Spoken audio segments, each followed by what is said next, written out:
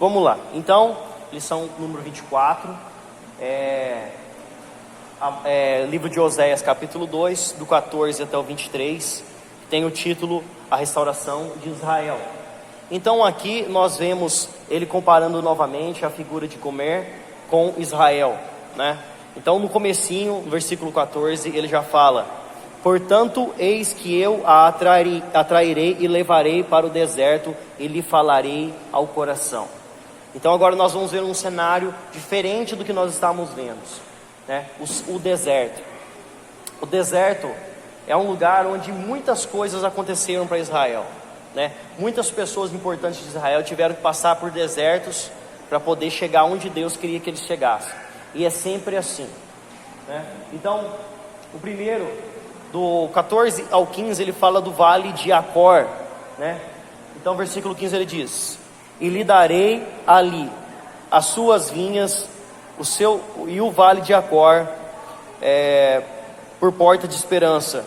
Será ela obsequiosa, como nos dias da sua mocidade, como em dia que subiu da terra do Egito. Então, Deus fala: você está cometendo todo esse adultério, você está nessa vida errônea, eu preciso fazer alguma coisa. Deus precisava tratar com o povo dele, mas ele não podia corrigir Israel, ele não podia ensinar Israel no lugar onde eles estavam. Deus, ele não consegue ensinar as nossas vidas no estado que nós estamos, porque não entra na cabeça do ser humano a correção de Deus se você está vivendo a mesma coisa. Ele não vai conseguir mudar, porque Deus, ele não pega as coisas na sua vida, ele não entra na sua vida arrombando portas, né? Ele precisa que você queira aquilo, ele precisa que você esteja propício para receber aquilo dele. Você não é uma marionete nas mãos de Deus. Você tem vontades, você tem desejos, você tem escolha. Então ele precisa tratar com você, mas você precisa estar no lugar certo. E o vale de Acor era o lugar certo para Israel. Esse vale de Acor, ele é um cenário que ele fala aqui, muito interessante. E o vale de Acor por porta de esperança. Quem conhece o que aconteceu no vale de Acor sabe que porta de esperança parece ser contraditório para o cenário que aconteceu anteriormente. Então, vamos lá. Deus usa o exemplo da mulher promíscua para representar a nação de Israel e usa o deserto para tratar com ela. Pode passar? Na Bíblia, vemos que o deserto tem sido e ainda é um lugar de maior aprendizagem. Lembre, e também onde ela fica tão marcante que muda as histórias. Mas este vale em específico, o vale de Acor, nos lembra uma história que não acabou muito bem. Vamos voltar lá em Josué 7:26. Quem achar pode ler.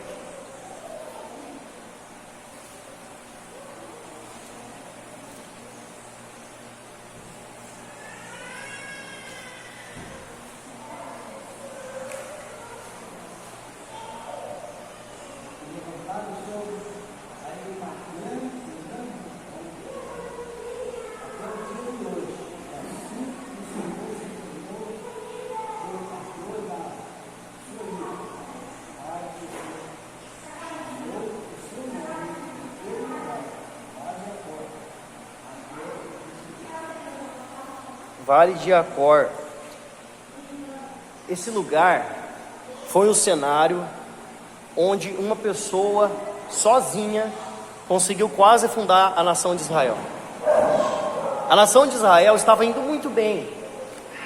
Foi à guerra, enfrentou, venceu. E Deus falou: olha, de lá onde vocês vão, não tomem nada. Mas um homem chamado Acã viu uma coisa muito linda, uma capa babilônica, né? Capa babilônica com fios grossos, bonita, né? Diferente de tudo que ele tinha visto, de um material muito caro. Viu uma cunha de ouro, viu aqueles tesouros, tomou para si os despojos e levou embora e escondeu na casa dele, porque ele sabia que não podia fazer aquilo. Deus falou: de lá vocês não vão tomar nada. e ele cometeu esse pecado. Eles foram espiar uma terra chamada Ai. Mandou os espias para lá. Josué falou: vai lá, espia a terra, vê primeiro como que é essa cidade. Chegaram lá, olharam os fazendeiros, olharam umas mulheres, umas crianças e tal. Falaram assim: esse lugarzinho pequeno, não tem um soldado aqui. Sabe o que nós vamos fazer? Não, você vai mandar lá essa multidão de exército? De jeito nenhum. Manda lá 2, 3 mil homens, tá ótimo. Não vai morrer ninguém, pode ir tudo para a guerra que vai voltar todo mundo. A derrota foi humilhante.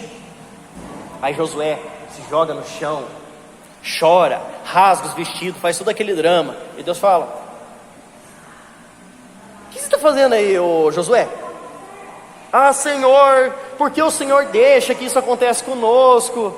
Por que o Senhor permite que aconteça uma coisa dessa? Falei assim: ô Josué, tem pecado no meio do povo, Josué. Aí tiveram, porque Deus não falou onde estava o pecado. Aí tiveram que fazer uma coisa muito vergonhosa: procurar o pecado. Aí foram, pegaram de todas as tribos, entraram em todas as tendas, todas as casas, vasculharam lugar por lugar, até onde que encontraram, lá na tenda, escondidinho, e falaram para ele: o que tem lá? Debaixo no chão, enterrado no chão, tem uma capa babilônica, tem uns despojos, porque não era tesouro mais, agora era despojo. Então um despojo lá, uma cunha e tal. Assim, então tá bom, vai todo mundo para fora do arraial. Você, seu gado, sua esposa, seus filhos, seus bens, sua tenda, vai jogar tudo para fora do arraial e vai ser apedrejado, queimado. Foi feia a coisa, porque foi o jeito de eliminar aquele pecado. E aí esse lugar, esse vale que eles foram tirados fora do arraial, ficou marcado como Vale de Acor, que significa vale da provação ou da dificuldade. Então vamos entender o assunto aqui agora. Deus chama Israel: minha nação, eu vou te atrair para o deserto, e eu vou falar com vocês lá no Vale de Acor, e lá vai ser porta de esperança. Que contraditório, um lugar onde foi pagado um pecado, morreu uma família, morreu uma casa toda por causa de um pecado, que senão teria morrido o povo todo. Toda a nação de Israel ia morrer por causa do pecado de Acã. Então, aquele lugar onde Deus teve que botar um nome para poder ser chamado Vale de Dificuldade, é agora uma porta de esperança. Que coisa. Então, gente, Deus precisa tirar o homem do lugar da onde ele está e levar para um lugar para ele ensinar. E esse lugar é o deserto. O homem não consegue mudança sem ir para o deserto. E precisava ser este lugar aqui. Então, pode passar. Vale de Acor significa Vale da Dificuldade. Fica localizado a sudoeste de Jericó, onde Acã morreu apedrejado, toda a família, o gado. Como vemos, somente passando por dificuldades, Israel conseguia obter esperança de ser restaurada. Não tinha como mudar aquele povo idólatra, aquele povo que fazia escravos do próprio povo, vendia os seus homens pobres para os edomitas, faziam tudo aquilo que era errado diante de Deus, juízes comprados, os ricos explorando os pobres. Não tinha como mudar aquela nação se eles não fossem levados para o cativeiro. Então aqui nós vemos o mesmo cenário que aconteceu lá em Amós, na mesma época, são profetas contemporâneos. Precisava ter aquela invasão assíria, precisava Deus tirar aquela nação da terra deles, levar para fora, para eles dar valor, para eles poderem ouvir Deus falando. Então pode passar. Aí vamos entrando numa outra perspectiva agora. Então ele fala que Deus fala: e as suas vinhas e o vale de Acor por porta de esperança, e será ela obsequiosa como nos dias da sua mocidade, no dia em que subiu da terra do Egito. Então aqui, se nós formos comparar a Gomer, pensando que ela se tornou prostituta, ou que se ela tornou adúltera depois do casamento, se nós entendemos dessa forma, nós podemos comparar da seguinte posição. Ele fala que nos dias da mocidade dela, Israel, né, falando de Israel, ela era obsequiosa, ela era agradável a Deus, ela era favorecida, né, ela tinha graça diante de Deus.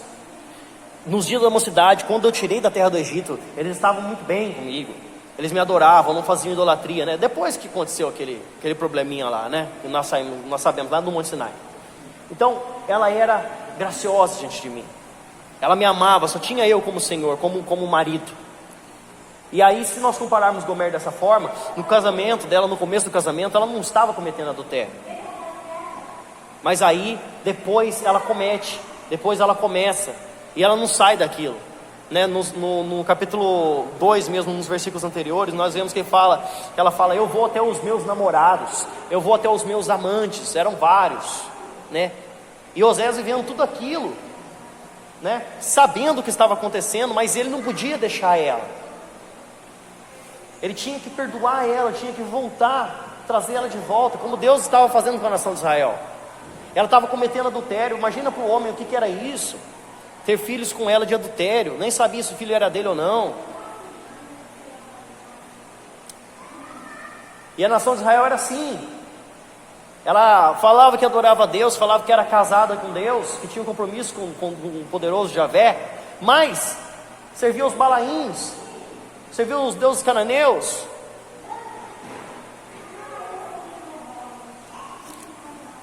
E ele fala agora, no versículo 16: agora é outro cenário. Naquele dia, diz o Senhor, ela me chamará meu marido e já não me chamará meu Baal.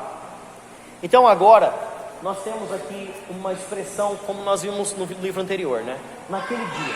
Como vimos em Amós anteriormente, essa expressão faz menção ao futuro da era do milênio, uma época de perfeição tamanha que não haverá mais idolatria da nação de Israel e coisas surpreendentes como nos versos posteriores. Então, por que eu falo que isso aqui é além da época que nós estamos vivendo? Nós não podemos falar que hoje não há mais idolatria na nação de Israel. Há muita idolatria na nação de Israel. Lá na nação de Israel não tem só israelita. Os israelitas já fazem uma baita de uma idolatria. Quando nós estivemos lá, tem 2 lugares em Israel muito santos. Eles dizem que é um lugar muito santo. O primeiro lugar é o Muro das Lamentações. Até aí tudo bem. As pessoas vão lá para quê? Para orar. O soldado sai do horário de almoço dele, vai lá e fica o tempo todo lá, orando, clamando pela nação, e volta a trabalhar. Soldado. Os homens da tribo de Arão ficam lá o dia inteiro orando. São pagos para poder ficar lá. Da tribo de Arão não, da linhagem de Arão, né, os levitas. Ficam lá orando pela nação de Israel. Até aqui tudo bem, é um lugar santo. Tem um outro lugar que é o túmulo de Davi. Nós já comentamos sobre esse túmulo de Davi aqui. Para eles, Davi, há 2.600, 2.500 anos atrás, foi o rei melhor de Israel. Foi o rei que marcou a história de Israel, né? O segundo rei de Israel, que foi o segundo coração de Deus, muito vitorioso em guerras. Seu filho foi o homem mais sábio da terra, então ficou muito marcado, né? E tem o túmulo de Davi lá. Eles até fizeram uma divisória para separar homem de mulher, porque aquele lugar lá é santo. Eles vão lá, fazem uma idolatria tão grande naquele lugar. Eles oram lá no túmulo de Davi. Gente, você confia em Deus ou você confia no Davi que morreu? Você vai clamar a Davi para quê? O que Davi vai fazer para você? E o homem ainda está morto ainda por cima. Então, aquilo ali é uma idolatria. Tem outras diversas formas de idolatria, como estava acontecendo aqui. Adorava bezerro de ouro, adorava os deuses cananeus. Isso aqui é mais do que na cara, né? Mas fazem idolatria lá hoje. Como é que eu vou falar para vocês que hoje isso aqui está se cumprindo? Naquele dia, diz o Senhor, me chamará meu marido e não me chamará meu Baal. Não é isso, isso não é para hoje. Isso aqui ele está falando de era do milênio, está falando de coisas posteriores. Então nós avançamos no tempo. Então nós saímos daqui, né, do Vale de Acor, da época que eles foram invadidos pela Síria, e fomos lá para o futuro, coisa que ainda nós não vimos. Então naquele dia, assim como Amós fala, naqueles dias, vem dias, diz o Senhor, naquele dia, ele me chamará, a nação me chamará meu marido e não meu Baal. Ele vai abandonar, a nação vai abandonar toda aquela idolatria, vai deixar isso tudo para trás.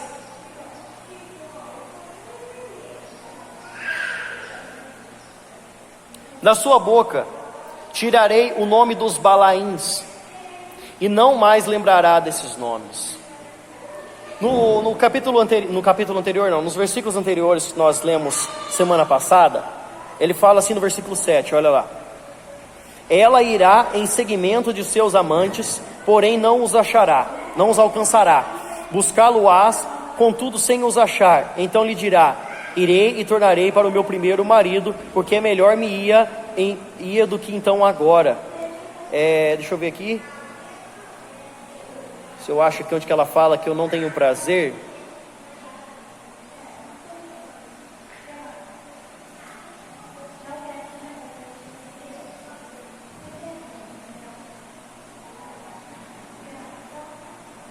Não estou achando aqui. Mas olha, ela já não tinha mais prazer. Ela ia atrás dos maridos dela, dos amantes dela, né, dos namorados dela. A nação de Israel ia atrás, como Gomer também fez, ia atrás de seus amantes, só que já não tinha mais prazer naquilo. Acabou, porque Deus tirou do coração daquela mulher, Deus tirou do coração da nação de Israel a alegria em servir aqueles deuses estranhos. A nação de Israel, quando estava lá no cativeiro, eles começaram a desejar buscar a Deus. Eles começaram a querer voltar para aquilo que era bom, porque não sabiam que era bom até perder. Mas quando estava lá, os deuses cananeus não levaram eles de lá. Os deuses cananeus não tiraram eles de lá. Os deuses cananeus não fizeram nada por eles. E por isso desejaram o Deus de Israel, porque eles sabiam que lá do Egito eles tinham sido tirados por Deus. Eles sabiam que as vitórias da guerra deles eram por causa de Deus. Eles sabiam que as coisas todas que eles tinham eram por causa de Deus, né? Pode passar. Lê aí.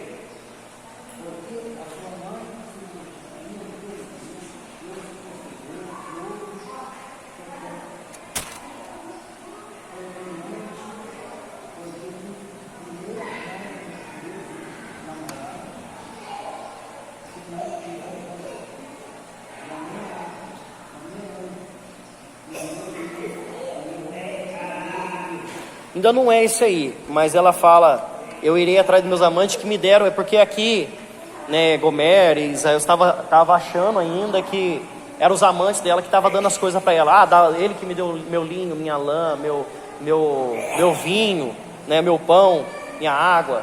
Mas na verdade é o 7 que nós lemos. Esse aí que nós lemos mesmo.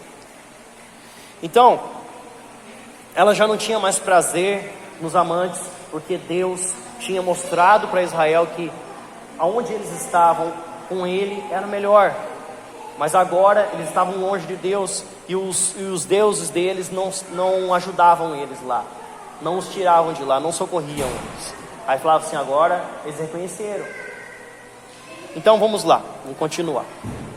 A perfeição do milênio. Então, do versículo 16 ao 18, nós tratamos da perfeição que haverá lá no milênio. Olha só que coisa maravilhosa, né? Ele fala: naquele dia farei a favor dela aliança com as bestas feras do campo, e com as aves do céu, e com os répteis da terra, e tirarei desta o arco e a espada e a guerra, e farei o meu povo repousar em segurança. Nessa época de milênio aqui, né, como a gente sabe, vai ser uma separação do mundo que não está com Cristo, e da igreja e da nação de Israel, do povo de Deus, né, espiritual, dentro de um lugar chamado Reino de Cristo, né, onde acontecerá o milênio.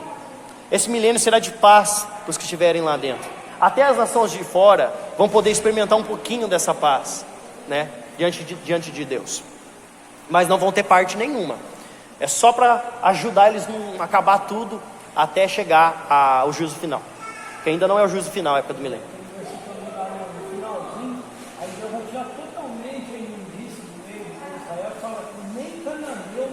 Sim, essa passagem foi pregada esses dias, né?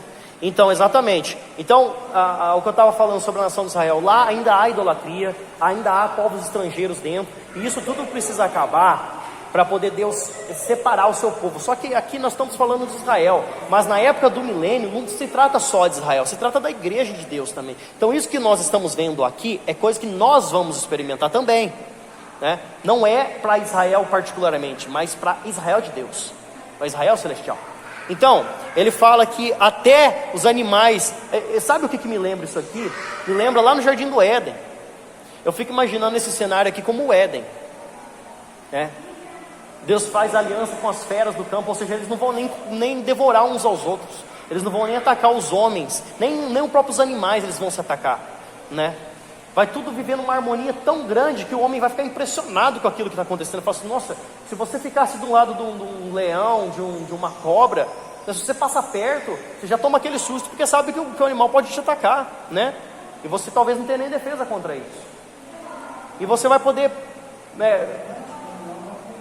e vamos ler isso aí daqui a pouquinho já. Então, a mulher de Israel desiste do adultério, né? Então aqui nós estamos falando de uma época de perfeição, em que a igreja foi já separada, que o povo de Israel foi separado, e volta para o seu marido verdadeiro. Vale lembrar que o adultério é a única forma que dá respaldo para o divórcio aceito por Deus.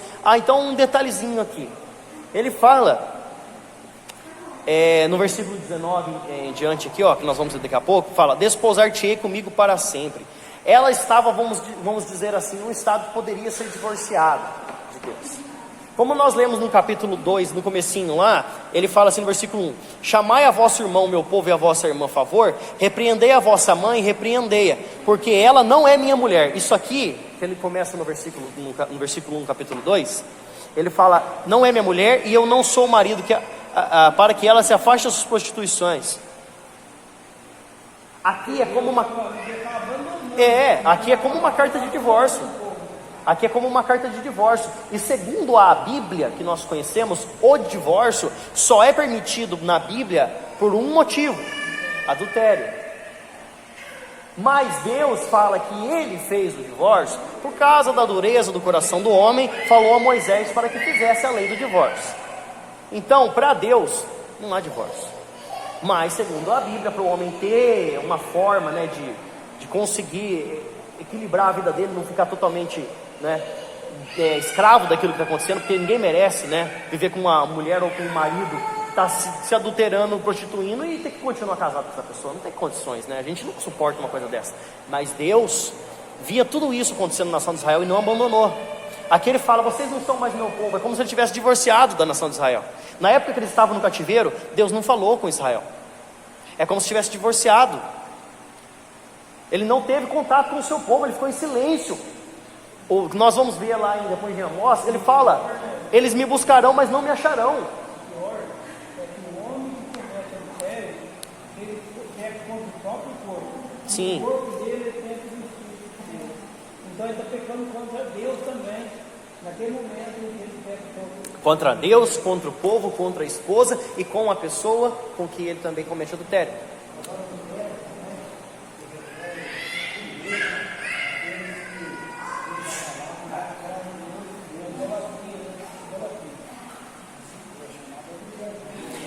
Exatamente. O adultério aqui que nós estamos tratando é de duas figuras diferentes. Um adultério físico e como nós conhecemos no estado de Gomer, que ela fazia, que ela cometia contra Oséias, né, de forma, né, não figurada, literal. E aqui Deus trata do adultério da nação de Israel com os deuses balaíns, né? Então aqui para Deus o adultério que eles estão cometendo é a idolatria, né? E para Deus, aquela nação, ele fala, vocês não são mais meu povo, eu estou divorciado dessa nação de Israel, eles não são mais minha esposa. Então ele separa, divorcia. Mas aqui ele fala, no versículo 19, desposar-te-ei comigo para sempre. Então ele aceita de volta. Essa aqui que é a graça e misericórdia de Deus, que o homem não consegue entender, né? Isso aqui também aconteceu lá no Éden, quando o homem foi separado de Deus por causa do pecado, e Deus toma para si novamente em Cristo. Então isso aqui também aconteceu com nós, conosco, e vai acontecer novamente lá na época do milênio, onde Deus vai acabar com essa idolatria, acabar com essas coisas, e quem estiver lá dentro dos muros do milênio, da restauração, vai ser um povo que não tem nada com esses deuses balaíns. Fala que neles ele abençoado todas as famílias da terra, aqueles que tiver Jesus serão abençoados com Abraão. Porque ali fala que vai ser eliminado todo o pecado e todo o cananeu da terra vai ser acabado. O quinto não vai estar mais dentro do vai sair totalmente ali. Não vai ter mais a prostituição. Pode passar, irmão. Contra o ídolo. Aí vai ser só o povo Não. de Cristo Trabalho. e o povo judeu de Cristo também. Trabalho. Os animais mansos como no Éden. Vamos abrir lá em Isaías 11, do 6 ao 9.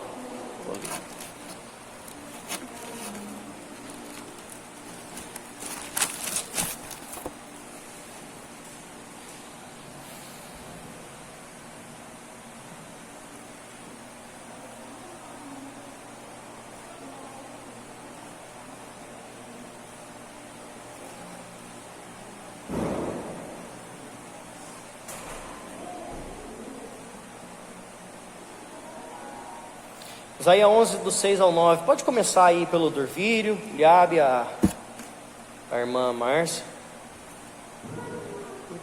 E o irmão Toninho termina. Pode ler. Isaías 11, do 6 até o 9. Achou, irmão? Achou Isaías? Não?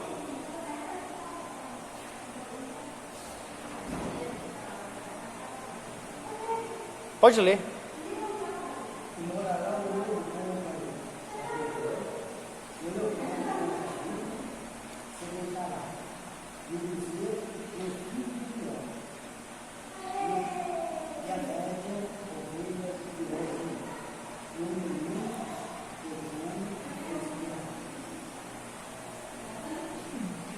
Sete.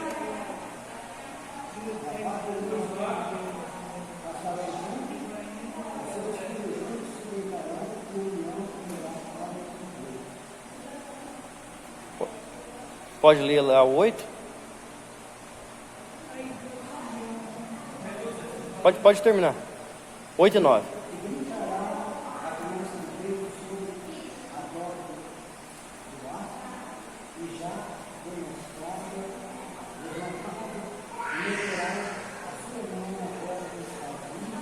Basilisco.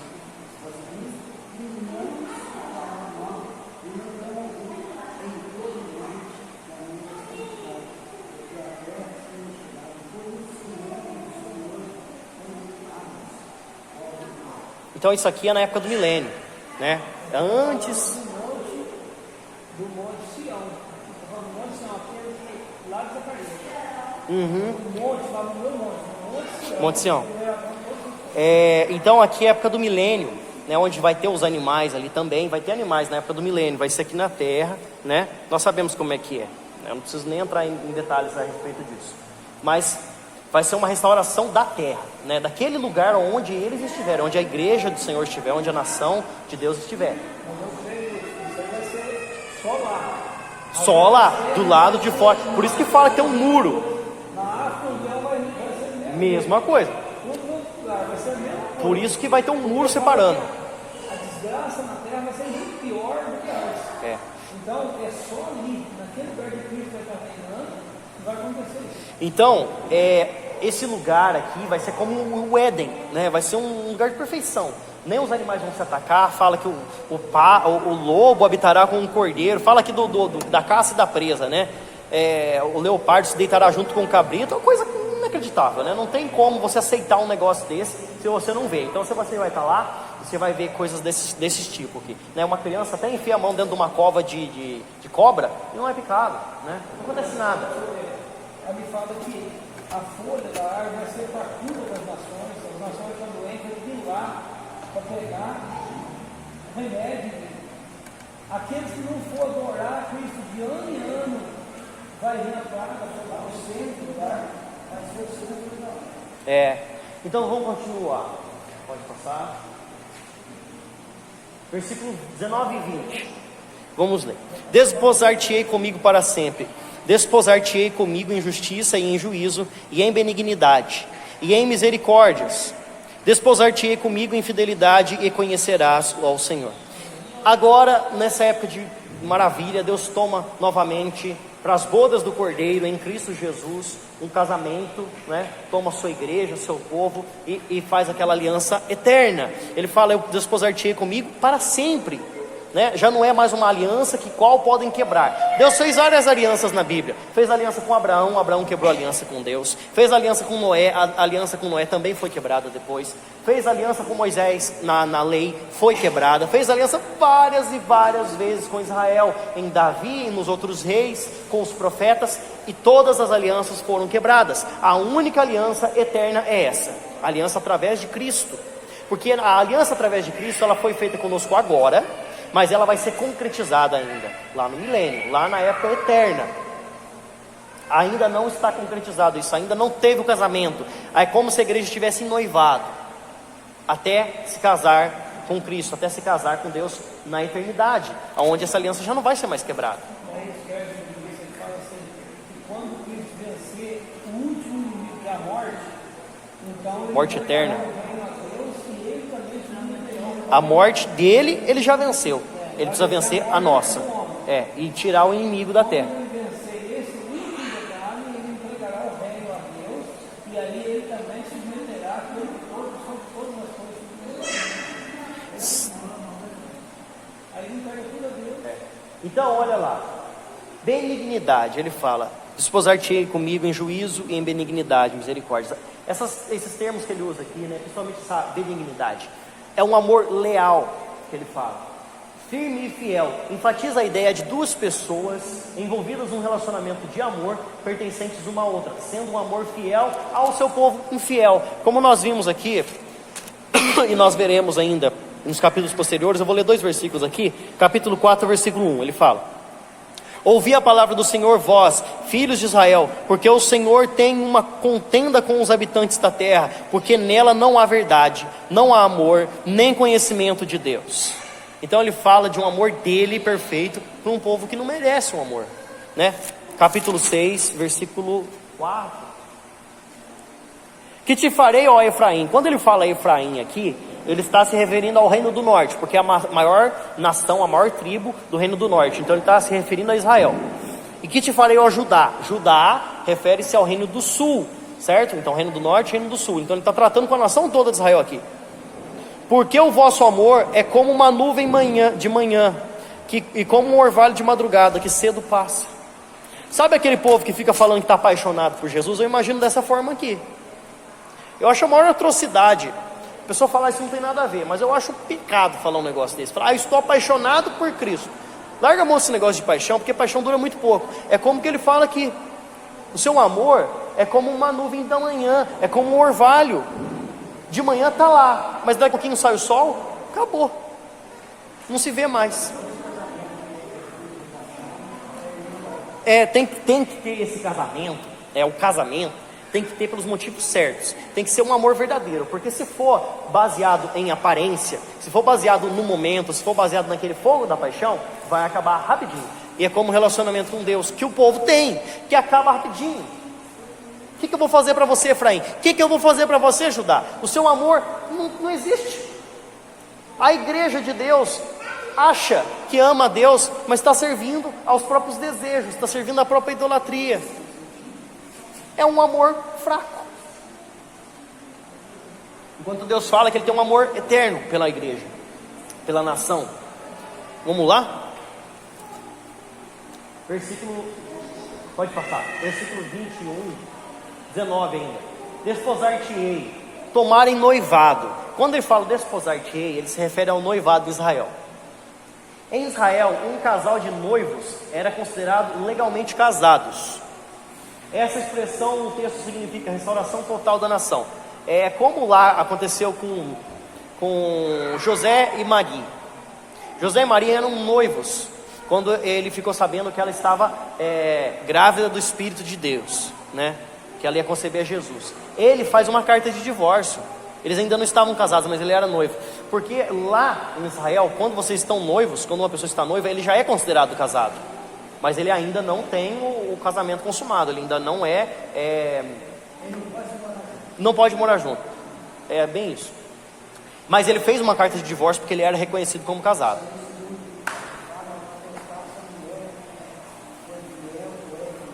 Isso. E para ver se vai, né, consumar mais. ele fez a carta de divórcio, porque ele não acreditava na fidelidade dela, né? Mas aí veio o anjo de Deus e falou com ele. Então, esse aqui é o mesmo termo que se usa quando se usou lá para identificar o casamento deles. Então, desposar-te-ei era um noivado considerado como casamento. Essa expressão no texto significa a restauração total de Israel, da nação. Porque ele fala, desposar-te-ei comigo para sempre, desposar-te-ei comigo em justiça. Aqui, quando ele usa esse termo aqui, ele está falando agora, você não tem mais parte com os deuses, e você vai ser totalmente restaurada, porque você vai estar junto comigo. Pode passar? Serei obsequioso. Naquele dia eu serei obsequioso, diz o Senhor, versículo 21. Obsequioso aos céus, e estes à terra. Versículo 22. A terra obsequiosa ao trigo, e o trigo obsequioso ao óleo, e estes a Jezreel. Jezreel, como nós vimos, é um dos filhos de Oséias, um dos filhos da mulher promíscua. Mesmo a nação, sendo uma nação, vamos falar assim, quase bastarda diante de Deus nessa situação que eles estavam, né, bastarda. Ele fala que ele vai ser obsequioso ao céu, para que o céu desse chuva, e a terra obsequiosa ao trigo, ou seja, em consequência, um vai produzir ao outro, um vai ser obsequioso, vai ser favorável um ao outro, até chegar a bênção ao povo de Deus, aquele povo que nem merece. Mas é uma época que já não existe mais isso, é uma época que o pecado já acabou, é uma época que Deus restaura o povo dele por completo, e tudo vai colaborar para que venha a bênção integral para o povo, né? Nada vai sair do controle de Deus. Ele vai se abençoar o céu, ele vai abençoar a terra, ele vai abençoar o trigo, ele vai abençoar a nação. Ele vai abençoar tudo numa perfeição tamanha, que não vai existir pecado, que não vai existir erro, que não vai existir falha. É uma época em perfeição, maravilhosa, que toda a nação de Deus verdadeira, toda a igreja que for para o céu, vamos dizer assim, vai experimentar, né? Versículo 23.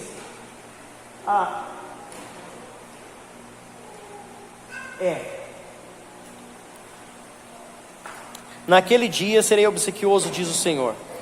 Aqui, novamente, nós falamos aquela expressão, naquele dia. Vamos abrir lá em Amós 8, 11 e 12.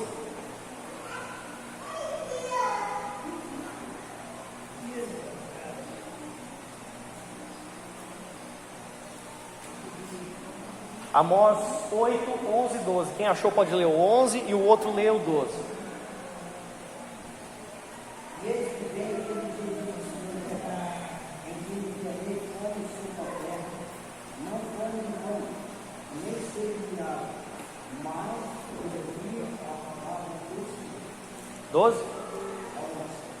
Pode ler o 12 agora?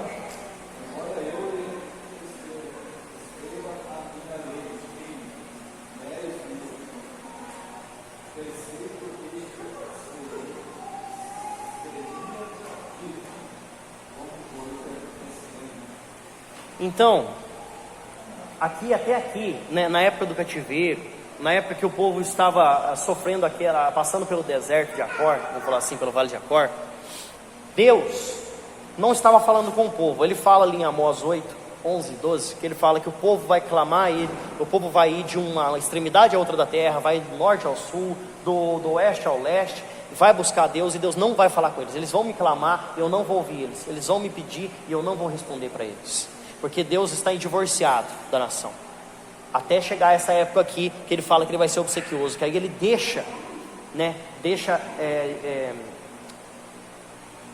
aqueles pecados da nação de Israel para trás, deixa aquele adultério da nação, limpa a nação, e ele toma de volta, desposa com a sua nação, e ele vai mudar esse cativeiro, vai mudar essa situação do povo. Pode passar? Tu és o meu povo e eu seu Deus. No versículo 22 e 23 diz assim, 23 aliás: semearei Israel para mim na terra, e compadecer-me-ei da desfavorecida, e a não meu povo direi, tu és o meu povo, e ele dirá, tu és o meu Deus. Então aqui, nessa época de milênio, ele fala, semearei Israel para mim na terra. Então ele está fazendo referência ao quê? Eu vou tirar eles do cativeiro, e eu vou colocar eles novamente, vou semear, vou plantar eles na terra deles, na onde eles têm que ficar, ou melhor dizendo, na minha terra, porque aqui ele faz referência a uma nova terra, a uma nova Jerusalém, um novo templo, Não mais aquele lugar onde ele teve que tirar eles de lá, levar para o deserto, levar para o cativeiro para tratar com eles. Não, já não é mais aquele lugar. Agora é um novo lugar. É um lugar restaurado. E lá ele fala: eu vou compadecer-me da desfavorecida, que é uma das filhas de Oséias, né, chamada Loahuamã. Não, Lohuxamã, Lohuama ou Lohuxamá. E a não meu povo, né, não meu povo, que é Loami. Eu direi a eles, eu vou compadecer da desfavorecida, né, e vou dizer àquele que não é meu povo, ou Loami, tu és o meu povo. E ele vai falar a mim, eu sou seu Deus, tu és o meu Deus.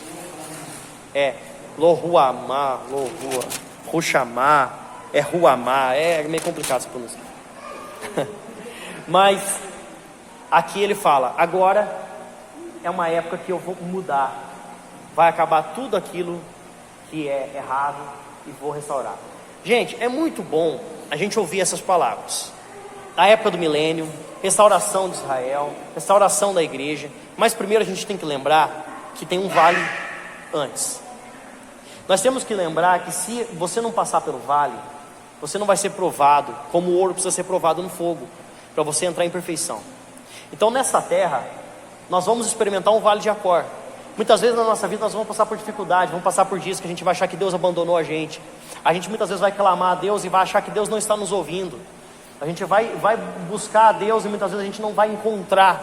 Muitas vezes por causa dos pecados, muitas vezes porque você precisa desse tempo de reflexão.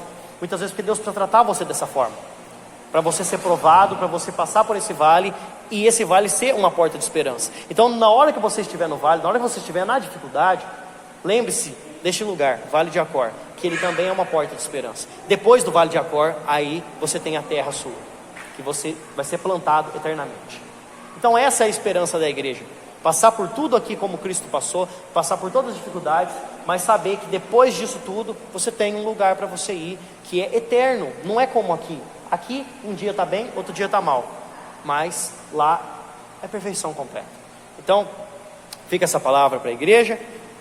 Na próxima lição nós vamos estudar o capítulo 3, creio que do 1 até o 5, porque é um texto que se separa dos outros, né?